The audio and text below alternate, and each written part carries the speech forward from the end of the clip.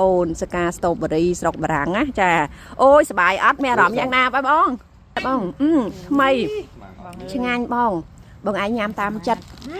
បងឯងញ៉ាំតាមចិត្តបងនេះភ្ញៀវលើកទី1ហ្គាយនាំភ្ញៀវមកលើកទី1ចាមានអារម្មណ៍យ៉ាងណាដែរបងអូយមានអារម្មណ៍ថាជក់ចិត្តដិតអារម្មណ៍ថ្ងៃក្រោយមកទៀតថ្ងៃក្រោយមកទៀតញ៉ាំសិនចាំទិញតាមក្រោយចាញ៉ាំតាមចិត្តបងប្អូនណាចាញ៉ាំតាមចិត្តបងស្រុកនេះចាវែកបេះយកល្មងណែបងប្អូនមិនធម្មតាទេចាណាជិះយន្តហោះមកពីស្រុកខ្មែរតម្លៃសបុតនៅបារាំងមកបេស្តូបេរីនៅបារាំងតម្លៃរាប់ពាន់ណាសបុតណាដើម្បីចាដើម្បីជីវិតដើម្បីសាកថ្មជីវិតស្រុកបារាំងស្រុកគេមកបេស្តូបេរីចាអូយសប្បាយបេះណាបងប្អូនណាចាហើយស្តូបេរីតិចជាងអ្នកបេះដូចច្រើនជាងស្តូបេរី